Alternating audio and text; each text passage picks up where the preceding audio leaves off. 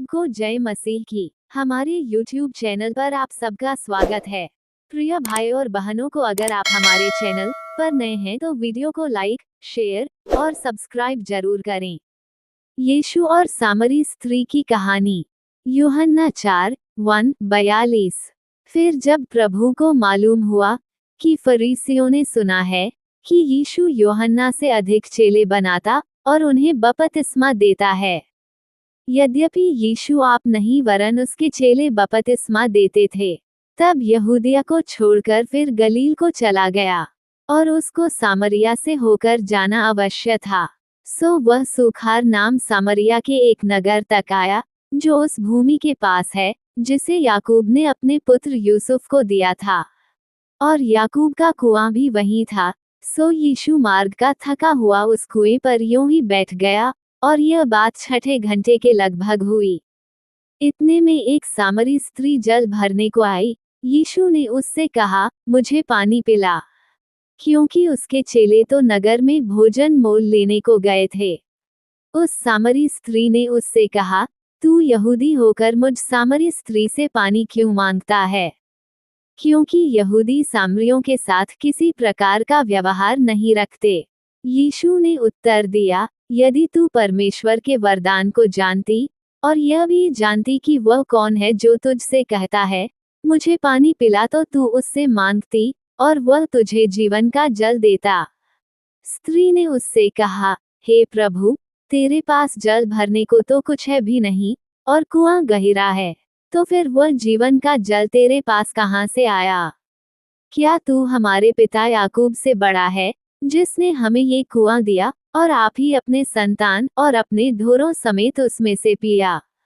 यीशु ने उसको उत्तर दिया कि जो कोई यह जल पिएगा वह फिर प्यासा होगा, परंतु जो कोई उस जल में से पिएगा जो मैं उसे दूंगा, वह फिर अनंतकाल तक प्यासा न होगा, वरन जो जल मैं उसे दूंगा वो उसमें एक सोता बन जाएगा जो अनंत जीवन के लिए उमड़ता रहेगा। स्त्री ने उससे कहा, हे प्रभु, वह जल मुझे दे ताकि मैं प्यासी न हूं और न जल भरने को इतनी दूर आऊं। यीशु ने उससे कहा, जा, अपने पति को यहाँ बुला ला। स्त्री ने उत्तर दिया कि मैं बिना पति की हूँ। यीशु ने उससे कहा, तू ठीक कहती है कि मैं बिना पति की हूँ, क्योंकि तू 5 पति कर चुकी है, और जिसके पास तू अब है वह भी तेरा पति नहीं, ये तूने सच कहा है। स्त्री ने उससे कहा, हे प्रभु, मुझे ज्ञात होता है कि तू भविष्यद्वक्ता है। हमारे बाप दादों ने इसी पहाड़ पर भजन किया, और तुम कहते हो कि वह जगह जहां भजन करना चाहिए यरूशलेम में है। यीशु ने उससे कहा, हे नारी, मेरी बात की प्रतीति कर कि वो समय आता है कि तुम न तो इस पहाड़ पर पिता का भजन करोगे न यरूशलेम में।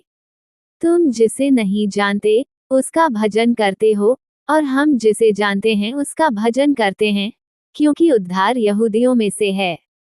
परंतु वह समय आता है, वरन अब भी है, जिसमें सच्चे भक्त पिता का भजन आत्मा और सच्चाई से करेंगे, क्योंकि पिता अपने लिए ऐसे ही आराधकों वालों को ढूंढता है।